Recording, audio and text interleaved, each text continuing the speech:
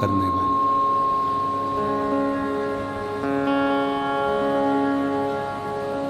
हमारे सनातन धर्म में एक बात आती है,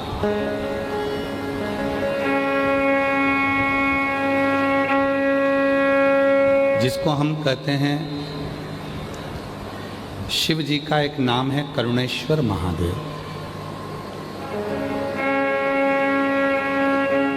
भगवान शंकर का एक नाम है श्री करुणेश्वर महादेव। कहते हैं जब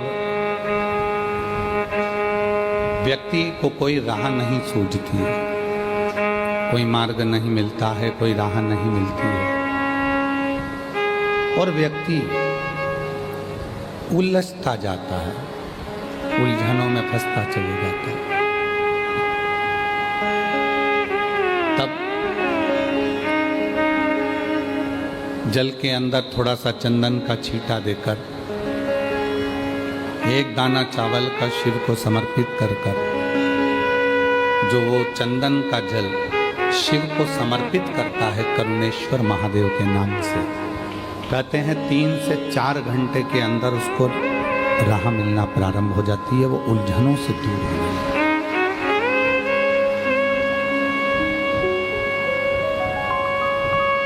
क्यों? क्योंकि उसका नाम ही करुणा सागर।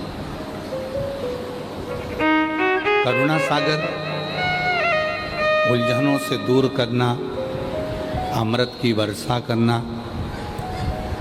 सुख देना, शांति देना, वैभव देना, तकलीफों को मिटाना, ये करुणेश्वर महादेव।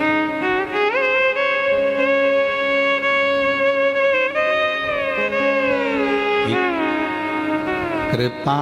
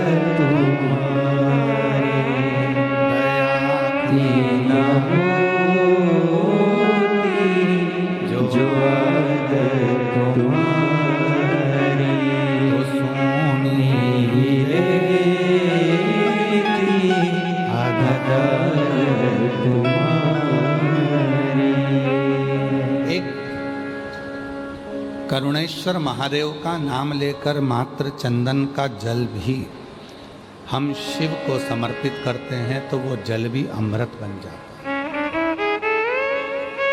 हमें उलझनों से मुक्त करता है, हमें तकलीफों से मुक्त करता है, हमें कष्टों से मुक्त करता है।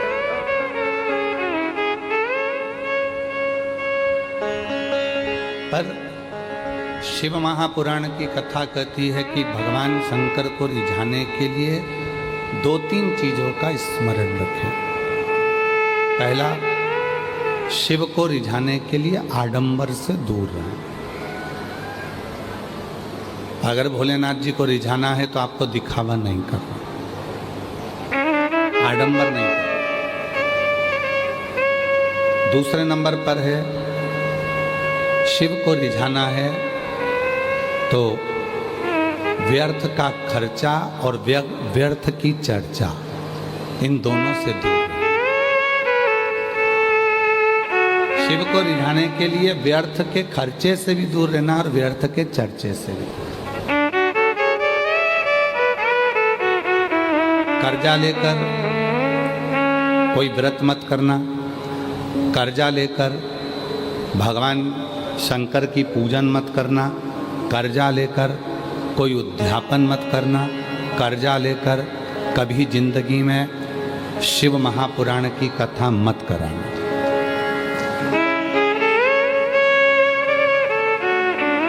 कर्जा लेकर ना तो शिव पुराण की कथा कराई है, ना शिव पूजन करी है, न साधन। कितना सुंदर कहा है। शिव महापुराण की कथा कहती है, भगवान शंकर का चरित्र कहता है, शिव तत्व कहता है, शिव पुराण कहता है। ध्यान से सुनना। तुम्हारी पूजन की थाली लेकर तुम शिव जी के मंदिर में गए हो,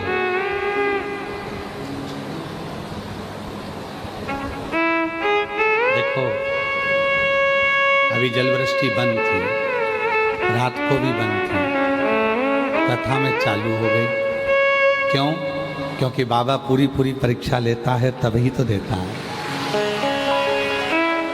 तभी तो देता है।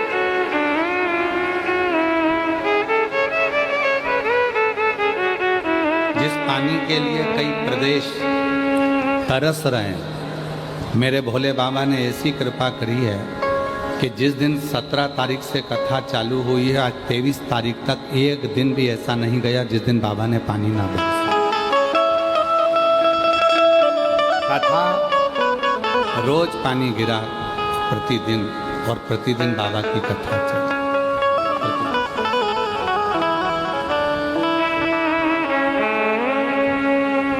तो भगवान शंकर को रिझाने के लिए 2-3 चीजों का ध्यान रखो। पहले नंबर पर है, शिव जी को दिखावा पसंद नहीं है, आडंबर पसंद है।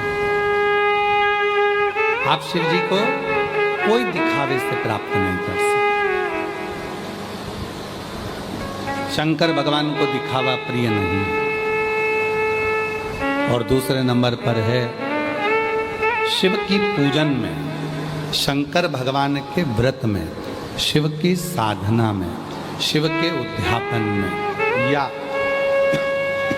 शिव महापुराण के कर्जा लेकर कभी शिव पुराण की कथा मत करवाओ, कभी उद्यापन मत करो, कभी अनुष्ठान मत करो। कर्जा ले।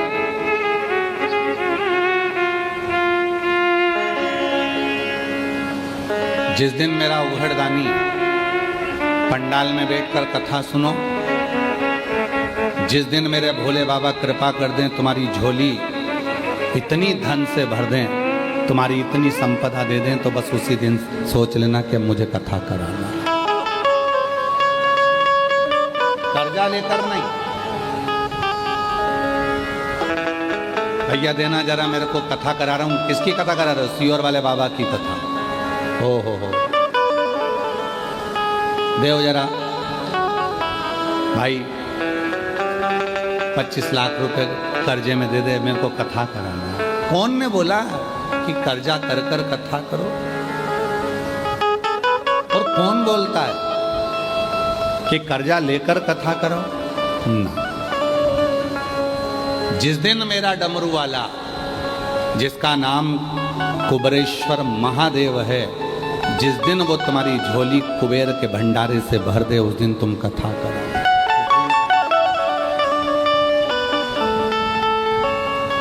कर्जा लेकर नहीं, आडंबर कर कर नहीं। कर्जा, व्यर्थ का कर्जा और व्यर्थ की चर्चा, ये दोनों ही शिव को प्रिय नहीं। व्यर्थ की चर्चा भी मत करो, ना व्यर्थ का कर्जा हो, ना व्यर्थ की चर्चा।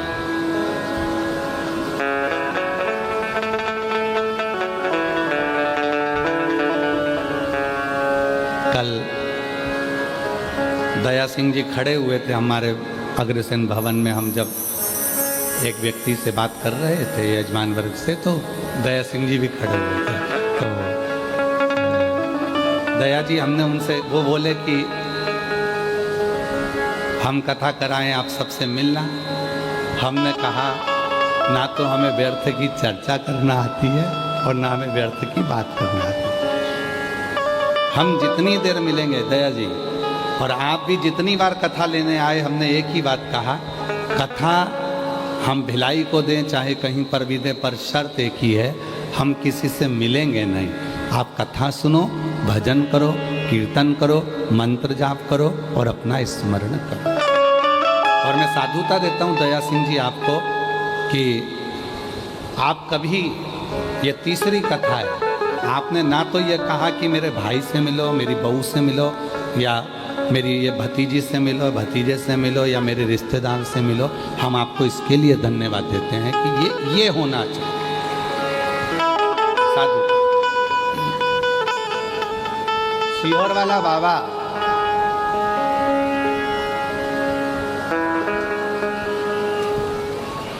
अगर किसी गरीबड़े से नहीं मिल सकता तो सेठ से क्यों मिले?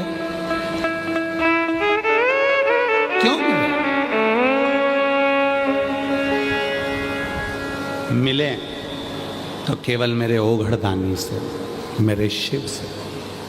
हाँ, हम कथा में आते हैं, उस समय पर अगर कोई मिलने के लिए खड़ा है, बैठा है, तो हम जरूर मिलते हैं। हम कथा से जाते हैं, कोई आकर बैठ गया, खड़ा हो गया, तो हम उसको जरूर हाथ जोड़कर उससे जरूर मिलते हैं। ऐसा नहीं कि हम नहीं मिलते, पर अलग अलग मिलने के लिए 2 दिन है, कथा का 5वां दिन और 6ठा दिन। शाम के समय आधा घंटा, वो भी मन हुआ तो, नहीं हुआ तो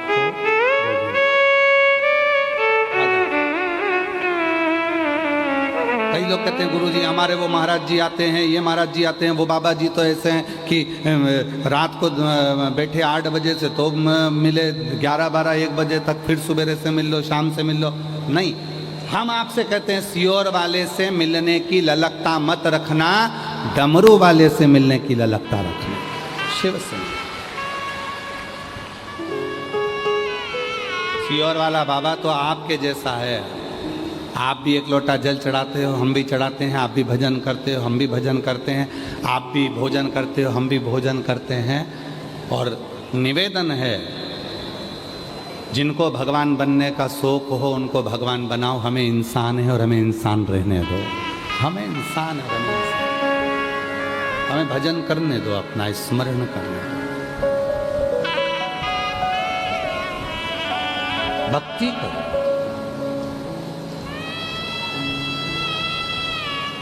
स्मरण।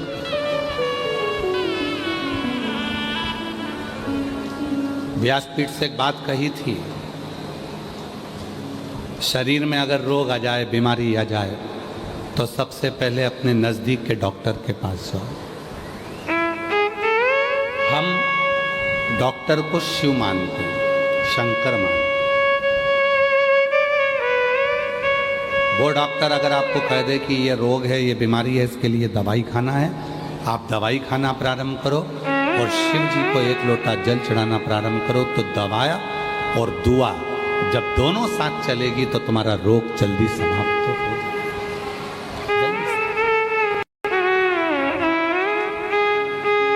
शिव को रिझाने के लिए आडंबर ना करें, शिव को रिझाने के लिए दिखावा ना करें, और शिव को रिझाने के लिए ना तो व्यर्थ का खर्च करे और ना व्यर्थ की चर्चा।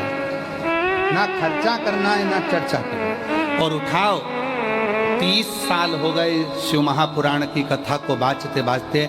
इन 30 साल के अंदर इस व्यासपीठ से कभी तुमसे कहा हो कि बाजार से ये सामान खरीद के लाना और शिव जी को ये चढ़ाना, तो आज तक इस व्यासपीठ ने कभी नहीं कहा कि इतना रुपया खर्च करना तब तुम शिव की पूजन करना। इस व्यासपीठ ने तो जो भी उपाय बताए, वो दुर्बा के, कनेर के फूल के, बेलपत्री के, घर में कोई सामान है काली मिर्च उसका, गेहूं का दाना घर में है तो उसका, चावल का दाना घर में है तो उसका। इस व्यासपीठ ने जितने उपाय बताए, और ये जितने उपाय हैं, जितने उपाय लोग कहते हैं ये उपाय हमें मिलते नहीं हैं। तुम एक शिव पुराण देखते हो, गीता प्रेस गोरखपुर की शिव पुराण पढ़ो,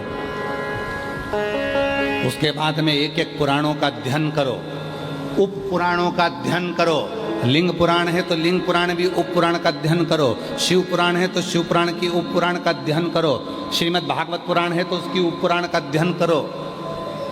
सारी पुराणों का अध्ययन करिए, आपको सब कुछ मिलेगा जो इस व्यासपीठ से बताया जाता है। उसका 1-1 शब्द आपको पूरी पुराण में मिलेगा कि कहाँ काली मिर्ची, कहाँ अरहर की दाल, कहाँ गेहूं का दाना, कहाँ अनाज, कहाँ अक्षत, कहाँ दुर्वा, कहाँ बेलपत्र, कहाँ शमी पत्र, उसका वर्णन 1-1। बस तरीका, और वो तरीका जरूर हम बताते हैं कि बेलपत्र को किस दिशा में बैठकर चलाना है, दुर्वा को कैसे चढ़ाना है, ये तरीका, और तरीका होना जरूरी है। डॉक्टर के यहाँ जाते हो, डॉक्टर ने सारी दवाइयां दे दी और कह दिया सब खा जाना सुबह से। बोलता है डॉक्टर, जम के बोलो जरा, नहीं। डॉक्टर क्या बोलेगा, ये दवाई सुबह खाली पेट की है, भोजन के पहले खाना। ये दवाई सुबह उठते समय ले लेना, एसिडिटी की है। ये दवाई दूध से लेना, ये दवाई कुनकुने पानी से लेना, ये दवाई रात को सोने के टाइम की, एक ही लेना है, सुबह मत खा लेना। डॉक्टर ने दवाइयाँ दी, सबका तरीका बताया कि कौन सी दवाई कब और कैसे लेना है। उसी तरह शिव महापुराण भी अपना तरीका बताती है कि बेलपत्र चढ़ाते तो तुम्हारी जिंदगी निकल गई, जल चढ़ाते तो तुम्हारी जिंदगी निकल गई, पर शिव पुराण सुनने वालों ने चढ़ाने का तरीका सीख लिया, और जब चढ़ाने का तरीका सीखा तो शिव जी ने झोली भरना चालू किया। जल पहले भी चढ़ाते थे, शिव मंदिर पहले भी जाते थे, शिवरात्रि पहले भी करते थे, सावन पहले भी आता था, शिवरात्रि पहले भी आती थी, पर अब सावन के महत्व को तुम जान गए, अब सोमवार के महत्व को तुम जान गए, अब शिवरात्रि के महत्व को तुम जान गए, पूजन का तरीका तुम जान गए कि गेहूं चढ़ाने से संतान की वृद्धि होती है। कनेर का पुष्प अगर अशोक सुंदरी वाली जगह पर चढ़ाया जाता है तो बच्चे जिद नहीं करते। वही कनेर का पुष्प जब जलाधारी पर, जो पार्वती जी की जगह पर चढ़ाया जाता है, तो नारी के उदर में अगर कोई तकलीफ हो जाती है, बच्चेदानी में कोई तकलीफ हो जाती है, तो वो समाप्त हो जाती है। वही कनेर का पुष्प जब शिवलिंग पर चढ़ाया जाता है तो रोग से मुक्त होता है। ऐसे कनेर के पुष्प को चढ़ाने का तरीका शिवपुराण ने बता दिया, दुर्वा चढ़ाने का तरीका शिवपुराण ने बता दिया कि गणेश भगवान शंकर का जहाँ से जल बहता है उसका राइट स्थान जो होता है पानी बहने वाली जगह, वहाँ दुर्वा को 7 दुर्वा जब हम शिव को समर्पित करते हैं, शंकर भगवान को समर्पित करते हैं, तो चाहे 32 वर्ष की उम्र हो गई हो, चाहे 42 वर्ष की उम्र हो गई हो, शादी जरूर होती है। तो ये तरीका शिव पुराण ने बताया, जिसको आप लोगों ने स्वीकार किया। पूर्व की सारी कथाओं में केवल तरीके बताए, कैसे रचना, कैसे।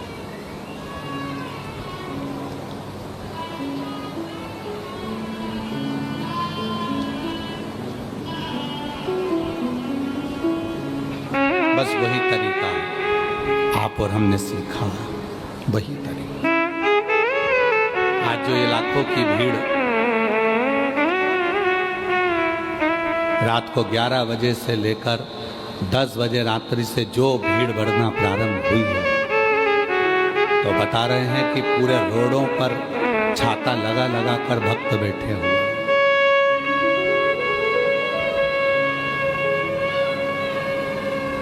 पूरे रोडों पर। और आप में से कई माताएं भाई बहन ऐसे हैं जो भिलाई के होने के बाद भी पहले आकर बैठकर जगह को संभाल रहे हैं। कोई रात को 3 बजे आ गया, कोई 2 बजे आ गया, कोई 11 बजे आ गया, कोई 10 बजे आ गया।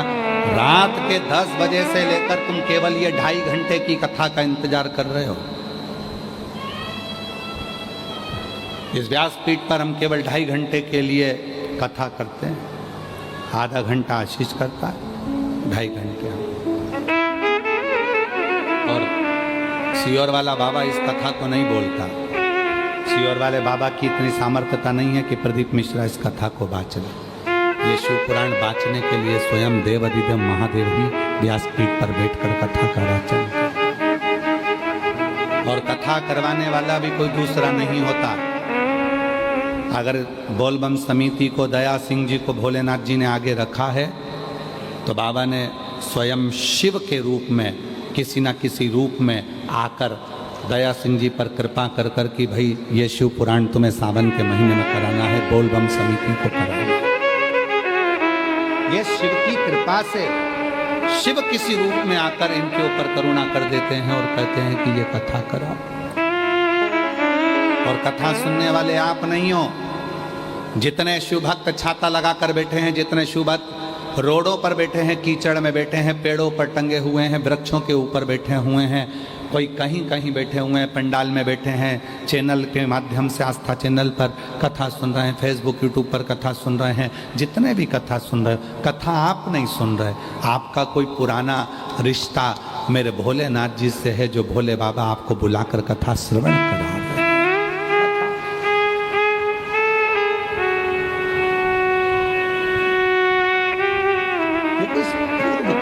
आज का नहीं, कोई पिछले जन्म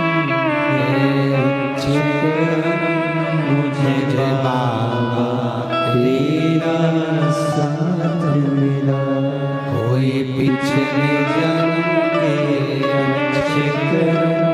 मुझे बाबा तेरा साथ मिला, जब सारी दुनिया झुकती है, जब सारी दुनिया झुकती है, मुझे वाली दरबार मिला, दरबार मिला, कोई पिछले जन्म के शिकर मुझे बाबा तेरा साथ मिला। कोई पूर्व के जन्म का सुख हो। एक कथा कह दें, अगर आप लोग श्रवण करेंगे और अपने जीवन में उतारे तो एक बड़ी सुंदर कथा। लोग कहते हैं सीहोर वाला बाबा या ये बाबा या वो बाबा, बाबा नहीं, ये व्यासपीठ करती है, शिव करता है, इंसान नहीं। एक गांव में एक सेठ जी रहते थे, पन्नालाल सेठ। क्या नाम था? जम के बोलो। पन्नालाल सेठ। निकलते थे तो लोग उनको नमस्कार करते थे, प्रणाम करते थे।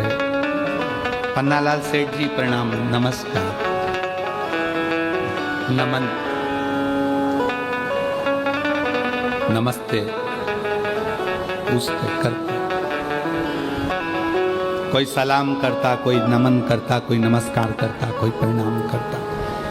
पन्नालाल सेठ मुंडी हिला देते, नीचे मुख कर कर बोलते मैं बोल दूंगा।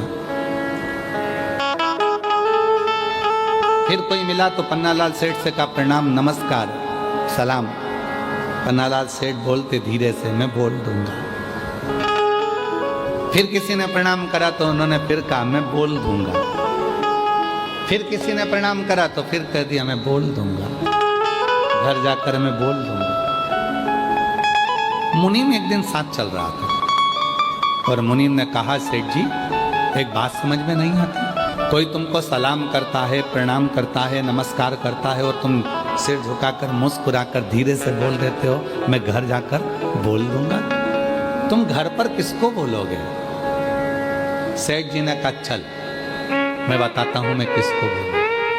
सेठ जी पन्नालाल जी गए, तिजोरी खोली और लक्ष्मी जी से कहा आज मैं रास्ते में से जा रहा था तो वो सलाम कह रहा था, वो प्रणाम कह रहा था, वो नमस्कार कह रहा था। मुनीम ने पूछा तुम घर पर आकर लक्ष्मी जी से पैसे से कहते हो कि वो तुम्हें प्रणाम कर रहा था? हाँ। मुनीम ने पूछा ये क्यों?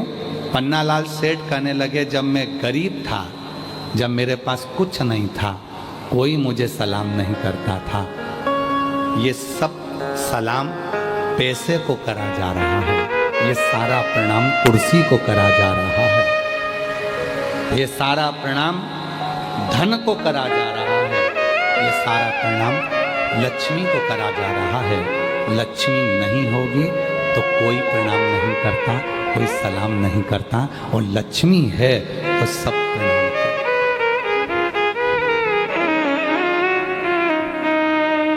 कोई बहुत बड़ी कुर्सी पर बैठ गया, कोई बहुत बड़ा अधिकारी बन गया, बहुत बड़ी कुर्सी पर बैठ गया, उसके भीतर कभी ये बात नहीं आना चाहिए कि लोग मुझे सलाम ठोक रहा है। तुझे नहीं, तू जिस कुर्सी पर बैठा है सलाम उसको ठोका जा रहा है, प्रणाम उसको करा, नमन उसको करा जा। जिस दिन रिटायर होगा, अपनी कुर्सी से उतरेगा, उस दिन तेरा सिग्नेचर भी उस ऑफिस में काम नहीं आएगा। तब समझ में जाएगा कि इज्जत मेरी नहीं कुर्सी की थी, जिस कुर्सी पर मैं बैठा था।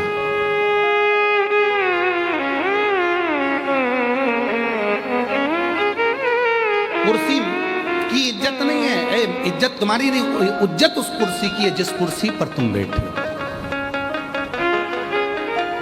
जिस कुर्सी पर तुम्हें बिठाया।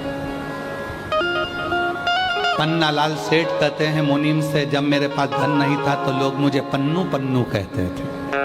है पन्नू इधर आ, है पन्नू उधर आ। और जैसे ही मेरे पास धन बढ़ा तो लोग सलाम भी ठोकते हैं, प्रणाम भी करते हैं, नमस्कार भी करते हैं। ये प्रणाम इसलिए पन्नालाल सेठ कहते हैं, धीरे से सिर झुकाकर मैं घर जाके बोल दूंगा, मैं घर जाकर बोल दूंगा। मेरी जीजियों, बस ये स्वभाव तुम्हारे अंदर जिस दिन आ जाएगा, समझ लेना कि दुनिया के सबसे बड़े संत, साधु, सन्यासी, तपस्वी और एक श्रेष्ठ व्यक्ति आप बन गए कि लोग हमें नहीं, हमारे वैभव को, हमारी कुर्सी को, हमारे पद को, हमारी प्रतिष्ठा को, हमारे धन को, हमारी दौलत को नमन करते हैं।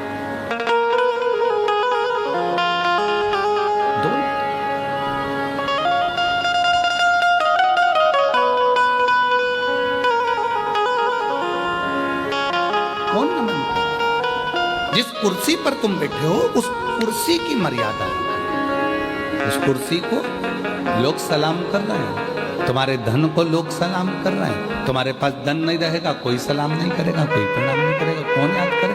अभी पन्नालाल सेठ, पन्नालाल सेठ, पन्नालाल सेठ, और वही पन्नालाल सेठ के पास धन नहीं रहेगा तो लेंगे पन्नू इधर आ, तो पन्नालाल सेठ पन्नू चला।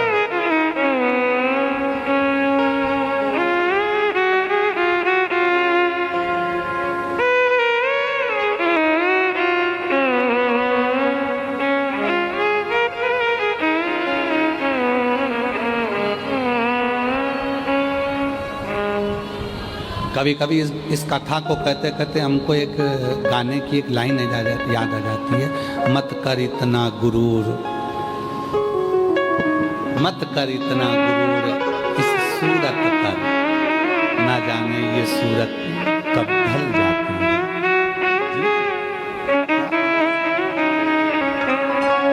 पर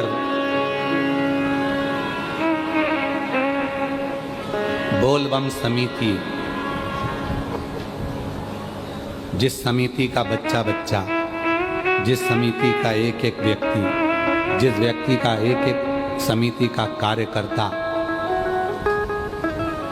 आए हुए भक्तों को अपना घर समझता, आए हुए भक्तों को अपना परिवार समझता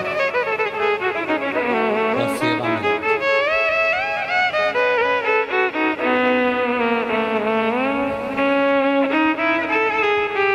जब कोई हमसे कहता है हम ऐसी कथा कराएंगे, ऐसी कथा कराएंगे कि लोग देखते रह जाएंगे। दया सिंह जी साधु था, आपके मुख से कभी ऐसी बात नहीं निकली, कभी भी जिंदगी। ये तीसरी कथा चल रही पर आपने कभी नहीं कहा कि हम ऐसी कथा करें, कभी नहीं कहा आपने। हम साधुता देते हैं इस चीज के लिए और ये होना चाहिए। आप एक हमारे महाराष्ट्र के भगत हैं, वो एक हमारे हरियाणा वाले बिहान अपने तारा बाबा की कुटिया वाले कांडा जी, वो भी कभी नहीं बोलते। भले ढेरों की संपदा होगी पर उनके मुख से भी हमने कभी नहीं सुना वो गोविंद गोपाल कांडा की गुरुजी हम ऐसी कथा करेंगे ना। वो एक ही बात बोलते हैं, जैसे आप बोलते हो ना गुरुजी जो महादेव चाहेगा ना सावन के महीने में वही होगा, क्योंकि महीना उनका है, कथा कराने वाले वो हैं और वही आयोजन कराएंगे, तो मैं नहीं हूँ। बस उसी तरह से वो हमारे हरियाणा वाले गोविंद जी कांडा, गोपाल जी कांडा, वो भी एक ही बात बोलते हैं, गुरुजी कथा तारा बाबा कराएंगे, कथा तारकेश्वर महादेव कराएंगे, कथा तारा बाबा कराएंगे। बहुत बहुत साधुता, ये अपना नहीं है, ये सब उसका। प्रभु आपकी कृपा से सब काम हो रहा है, भोले आपकी कृपा से सब काम हो रहा है। करते हो भोले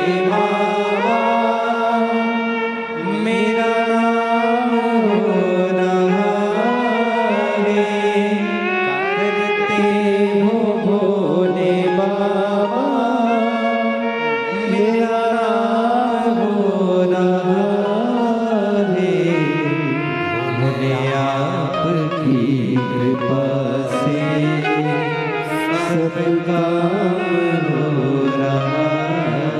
तो पन्नालाल सेठ घर जाते समय लक्ष्मी से कहते हैं कि लोगों ने तुम्हें सलाम कहा, लोगों ने तुम्हें प्रणाम कहा, लोगों ने तुम्हें नमस्कार कहा। मुनीम कहते हैं आप पैसे को जाकर के, हाँ क्योंकि सम्मान इसका हो रहा है। तो जितने भी बहुत ऊंचे ऊंचे पद पर बैठने वाले, चाहे अधिकारी हो, चाहे राजनेता, सत्ताधारी, वैभवपति कोई भी हो, वो अपनी कुर्सी को जाकर कहो कि ये सलाम तुम्हें करा गया है, ये प्रणाम तुम्हें करा गया है, ये नमस्कार तुम्हें करा गया है। जिस कुर्सी पर मैं बैठा हूँ, जिस पद पर मैं बैठा हूँ, ये प्रणाम उसका है। कोई दूसरा बैठेगा तो उसका प्रणाम होगा, कोई तीसरा बैठेगा उसका प्रणाम होगा, कोई चौथा बैठेगा उसका। और निवेदन है, बस यही बात हमने कथा की अपने अंदर उतार कर रखी है कि कोई हमें अगर नमस्कार भी करता, पहले तो हम उससे पाँव भी नहीं छुआते।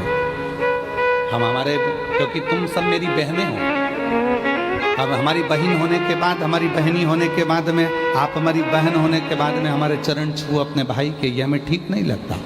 इसलिए मेरी जीजियों, और पुरुष, ये जितने भी पुरुष बैठे हैं सब मेरे जीजा हैं। मेरा फर्ज बनता है कि मैं तुम्हें प्रणाम करूं, क्योंकि हमने कन्यादान करा है, तुम्हारा पाँव पूजा है, तो सिर और पाँव दोनों पूज सकते हैं। हम तुमको नमस्कार, मेरी बहनें मुझे चरण ना छुए, मेरे जीजा मेरे चरण ना छुए, कोई चरण ना छुए, क्योंकि तुम मेरी बेटियां, मेरी बहनें, मेरी जीजियां, मेरी माँ हो। और हम आपसे चरण छुआएंगे तो हम तो नरक में चले जाएंगे। आप अपने भाई को नरक जाता देखोगे क्या? तो आज से नियम ले लो कि सियोर वाले बाबा के कभी चरण नहीं छूएंगे। दूर से प्रणाम करो, नमस्कार करो, बहन भाई हैं, आपस में आप आए, मिले, श्री शिवाय नमस्तुभ्यम हो, हम आपके हाथ जोड़े, नमन करें, प्रणाम करें, पर चरण नहीं छूए। बहन हो आप,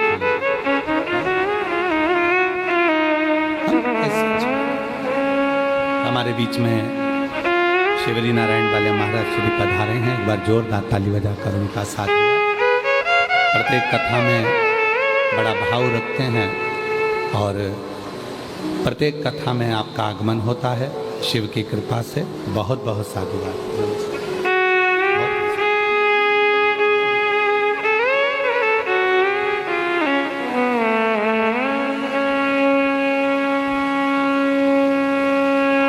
प्रणाम करो मेरे शिव को, प्रणाम करो मेरे भोलेनाथ को, और प्रणाम करो अपने घर के बुजुर्गों को, प्रणाम करो अपने पति को, प्रणाम करो अपने घर के वृद्धों को। उनको चरण छुओगे, अपने माँ बाप के चरण छुओगे तो सुख मिलेगा, आनंद।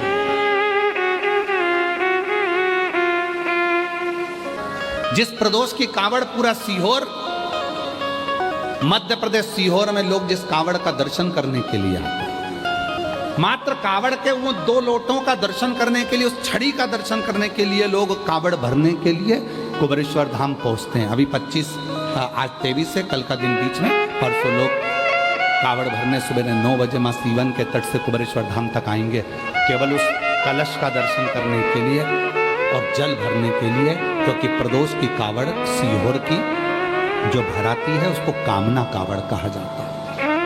भगवान उसकी कामना को पूर्ण करते हैं। इसलिए प्रदोष का दिन था, कावड़ का जल भरने के लिए मैं दानव आ गया, और मैं दानव ने जैसे ही कुएं के अंदर से जल निकाल रहा था, मैं दानव के मस्तक का पसीना उस मेंढक पर पड़ गया। मेंढक पर पड़ते से ही उस कन्या ने अवतार ले लिया। कन्या ने अवतार लिया, वो रोने लगी, तो मैं दानव के कोई बच्चे नहीं थे, उसने उस कन्या को निकाल लिया, अपनी बेटी के रूप में रखा, और उसका नाम मंदोदरी हो गया, जिसका विवाह लंकापति रावण से हुआ। उसका नाम मंदोदरी हो गया। वो मंदोदरी, मैं दानव की पुत्री उस मंदोदरी, आप देखो पूरे चरित्र को उठाकर देखिएगा, पूरी रामचरितमानस को उठाकर देखिएगा, पूरी रामचरितमानस को उठाकर देखिए। मंदोदरी हमेशा अपने पति को समझाती रही, हमेशा हमेशा अपने पति। ज्ञान देती रही, लंकापति रावण को समझाती रही, उपदेश देती रही, समझाती रही। पूरी रामायण को उठाकर देखिए, रावण को हर पल समझाती थी मंदोदरी, क्योंकि मंदोदरी को मालूम है मैं कौन हूं। कौन?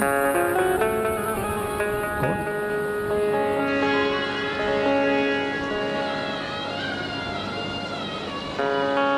मैं दानव ने मंदोदरी से विवाह कर लिया। मैं दानव ने मंदोदरी का विवाह लंकापति रावण से कर लिया। रावण से कहते हैं जितना रावण शिव की साधना करता था, जितना रावण शंकर की आराधना करता था, जितना रावण शिव की साधना में डूबा रहता था, उससे 4 गुना ज्यादा शिव की साधना में मंदोदरी डूबी रहती थी। क्यों? आप सबको मालूम होगा, स्मरण में होना चाहिए आपके। पूरी लंका तहस नहस हो गई थी, केवल एक मंदोदरी ऐसी थी जिसके शिव भक्ति के कारण वो पूरी की पूरी लंका वापिस वैसी की वैसी हो गई थी। कहाँ से लाऊं गंगा, कहाँ से लाऊं यमुना, कहाँ से लाऊं गंगा, कहाँ से लाऊं यमुना, कहाँ से लाऊं सरयू अपार पड़ी रे, कहाँ से लाऊं सरयू अपार पड़ी रे, भोले तेरी सेवा हमसे न बनी रे, ओ भोले तेरी सेवा हमसे न बनी रे। कहाँ से लाऊं लड्डू, कहाँ से लाऊं पेड़ा, कहाँ से लाऊं लड्डू, कहाँ से लाऊं पेड़ा, कहाँ से लाऊं बर्फी वो शक्कर जड़ी रे, कहाँ से लाऊं बर्फी वो शक्कर जड़ी रे, भोले तेरी सेवा हमसे न बनी रे, ओ भोले तेरी सेवा हमसे न बनी रे। कहाँ दे हम शिव, इसीलिए शिव महापुराण की कथा कहती है आशीर्वाद 2 तरह का होता है। बोलो कितनी तरह का? जम के बोलो जरा। 2 तरह। आप लोगों ने आशीर्वाद लिया किसी का? अरे बोलो तो जम के। आशीर्वाद 2 तरह का होता है। कौन कौन सा होता है? अब लोग कहेंगे गुरुजी आशीर्वाद भी तो होता है। बिल्कुल होता है। जितने आस्था चैनल पर सुन रहे हो, जितने फेसबुक यूट्यूब पर सुन रहे हो, जितने सोशल मीडिया पर सुन रहे हो, जितने ये पवित्र शिव महापुराण के प्रांगण में जयंती स्टेडियम भिलाई में बैठकर कथा सुन रहे हो, जानते हो आशीर्वाद 2 तरह का होता है। एक आशीर्वाद चरण छूकर लिया जाता है। क्या छूकर लिया जाता है? चरण छू। एक आशीर्वाद चरण छूकर लिया जाता है और दूसरा आशीर्वाद दिल छूकर लिया जाता है, किसी के मन को छूकर। मन कब छुएगा? चरण छूना सरल है और चरण छूकर आशीर्वाद लेना सरल है, पर दिल छूकर कोई की तुमने हेल्प कर दी, किसी को कोई सहयोग कर दिया, किसी का कोई कष्ट मिटा दिया, किसी को कोई तकलीफ थी, तुमने उसका साथ दे दिया। जो आशीर्वाद मन से मिलेगा वो तुम्हारी पूरी जिंदगी को तार देगा, पूरे जीवन को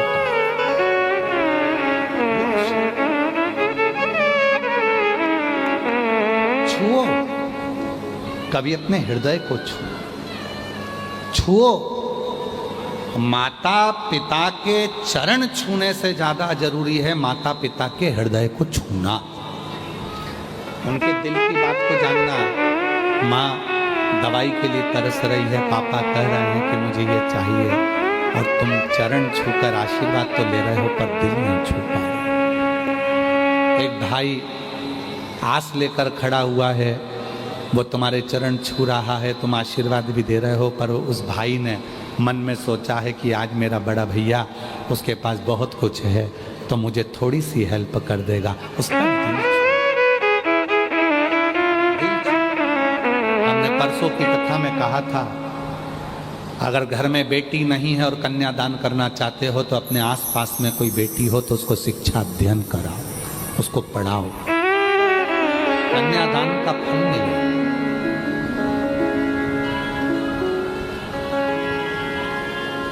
आशीर्वाद दो तरह का होता है, एक चरण छूकर लिया जाता है, दूसरा दिल छूकर लिया जाता है। चरण छूकर मिला वो अपनी जगह पर है, पर किसी का दिल तो छू।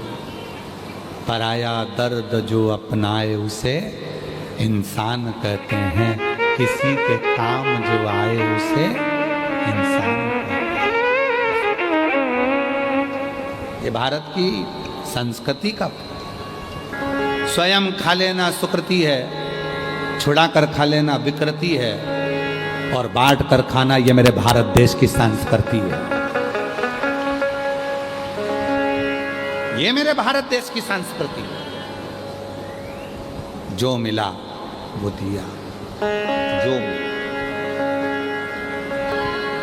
आप सब कौशल प्रदेश के हो, माँ कौशल्या जी की भूमि से हो, माँ कौशल्या जी के जन्मस्थली से हो। आप सब जानते होंगे कि जब माँ जानकी जी विवाह कर आई थी, कौशल्या जी ने एक फल दशरथ जी को दिया।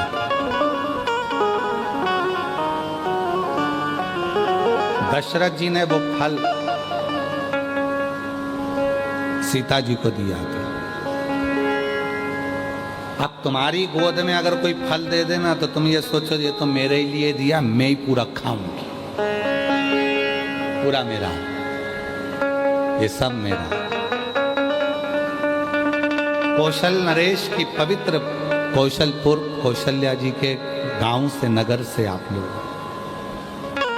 कौशल प्रदेश से आप लोग। कौशल्या जी ने एक फल दिया दशरथ जी को, दशरथ जी ने वो फल सीता जी की गोद में डाल दिया, और दशरथ जी ने कहा, सीता जानकी हमारे घर की मर्यादाओं को दर्शाना, बहू के श्रेष्ठ कर्म को दर्शाना। फल लिया मां जानकी जी ने, गई, घर में जितने सदस्य थे उतने उस फल के टुकड़े करे दशरथ जी के हाथ में लाकर दे दिए। दशरथ जी ने पूछा, क्या है ये फल जो आपने दिया था? फल? दशरथ जी ने आशीर्वाद दिया, बहू आज मुझे अच्छा लगा। इसी को भारत देश की संस्कृति कहते हैं, जो बांट कर खाना। जो फल तुमको दिया था वो फल तुमने बांट कर सबको देने का प्रयास करा, ये श्रेष्ठ है।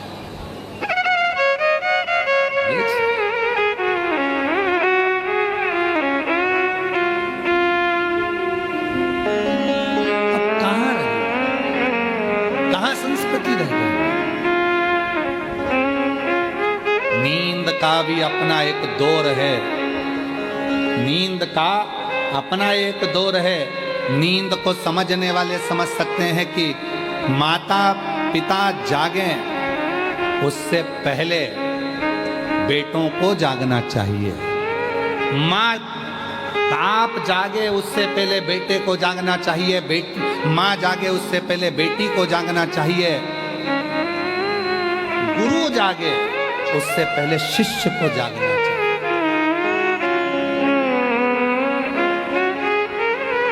हमारे कई सारे शिष्य ऐसे भी हैं, गुरुजी तो सवेरे उठ जाते हैं, शिष्य आराम से उठते हैं।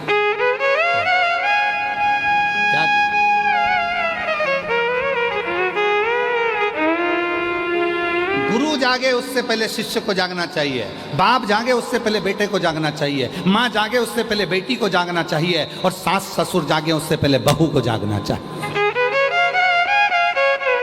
पर अब नियम दूसरा हो गया, बेटा सोता है बाप जागता है, बेटी सोती है माँ जागती है, शिष्य सोते हैं गुरु जागता है, और बहू सोती है सास ससुर।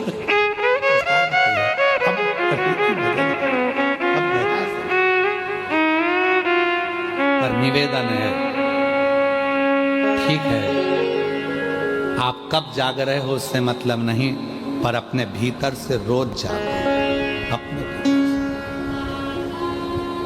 काम, आसक्ति, तृष्णा, लोभ, वासना, इनसे थोड़ा जागो,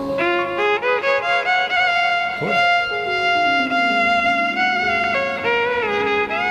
और नहीं चाहिए दिल दुखाना किसी का, नहीं चाहिए दिल दुखाना किसी का, सदा ना रहा है, सदा ना रहा है जमाना किसी का, नहीं चाहिए दिल दुखाना किसी का, नहीं चाहिए दिल दुखाना किसी का, सदा ना रहा है, सदा ना रहेगा जमाना किसी का,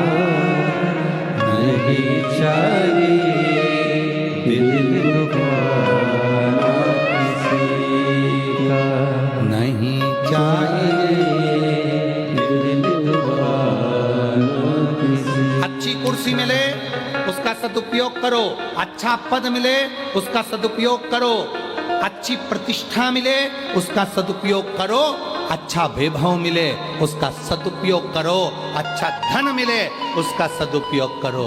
एक दिन कुर्सी, पद, प्रतिष्ठा, यश, धन, वैभव, एक दिन ऐसा आता है कि फिर उससे उतरना जाना पड़ता है, फिर उस क्रम में आना पड़ता है। उसका प्रयोग कर लो, सही प्रयोग, सही समय। अभी अपने सिग्नेचर से काम हो रहा है तो सिग्नेचर का सदुपयोग करो। किसी गरीबड़े का, किसी अनाथ का, किसी को शिक्षा की, किसी को चिकित्सा की जरूरत है, किसी को आपके एक सिग्नेचर की जरूरत है जिससे उसकी जिंदगी बच सकती है। प्रयोग करो, एक समय ऐसा आएगा वो सिग्नेचर तुम्हारे ऑफिस में तुम्हारा ही नहीं चल पाएगा। सदुपयोग करो उसका।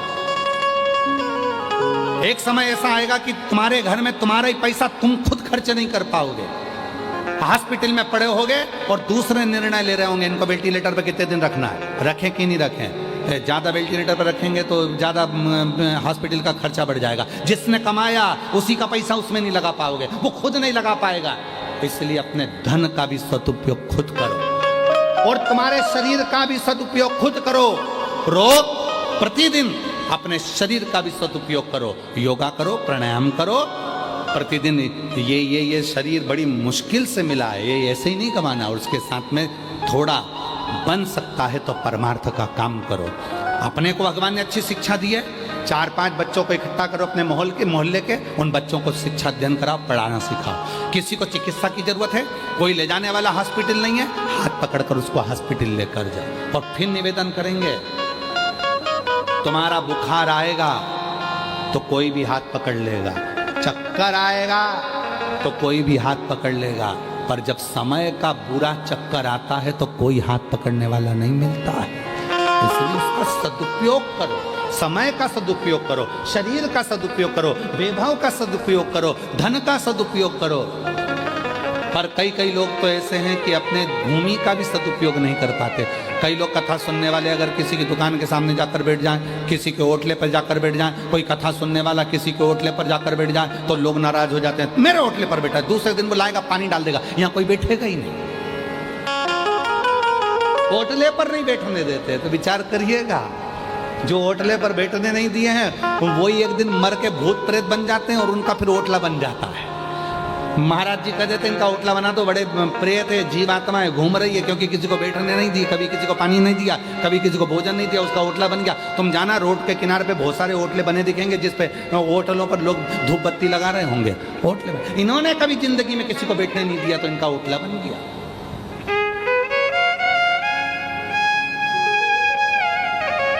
सदुपयोग करो अपने शरीर का। आपको शिक्षा है आपके पास में, पढ़ाओ। जरूरी नहीं कि आप टीचर होगे तो पढ़ाओगे,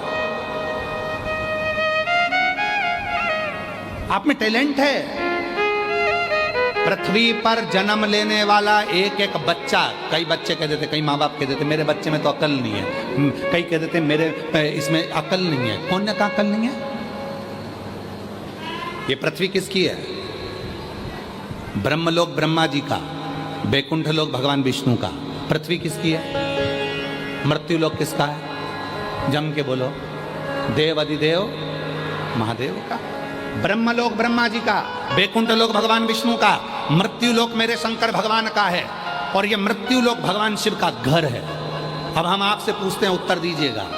आप में से कितने लोग हैं जो पूरे घर का कचरा अपने कमरे में रखते हैं? उत्तर दो। है कोई?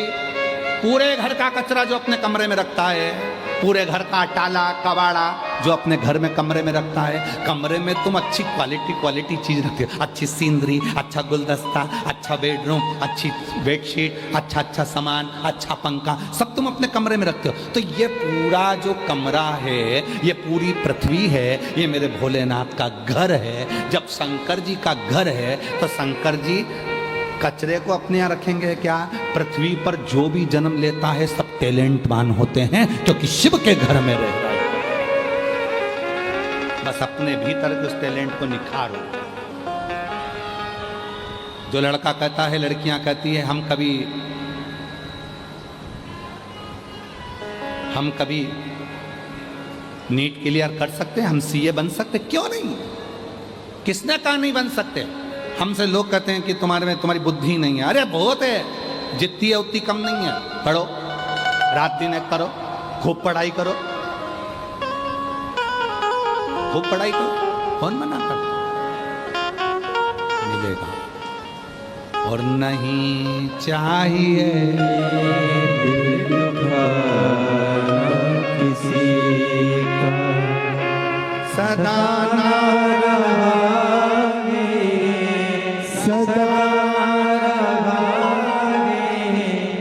जमाना किसी का नहीं चाहिए, दिल दुखाना किसी का नहीं चाहिए, दिल दुखाना किसी। अपने भीतर से टैलेंट लेकर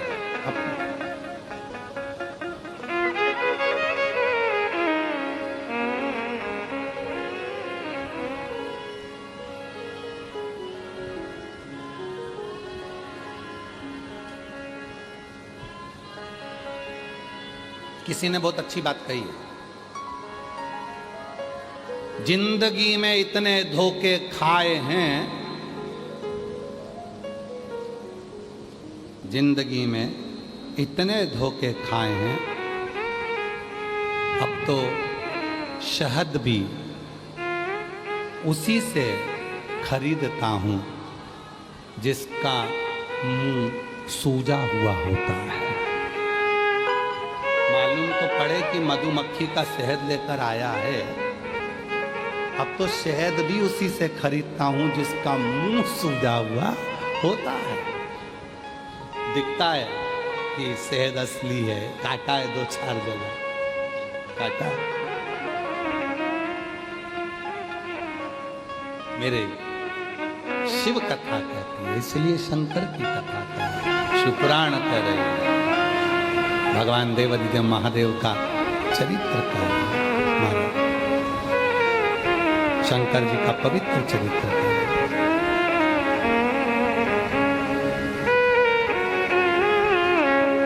शिव की साधना करें। शिव की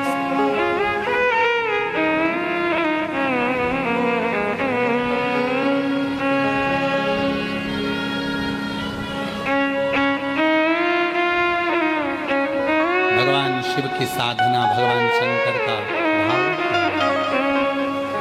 श्री शिवाय नमस्तुभ्यं। श्री शिवाय नमस्तुभ्यं। श्री शिवाय नमस्तुभ्यं। श्री शिवाय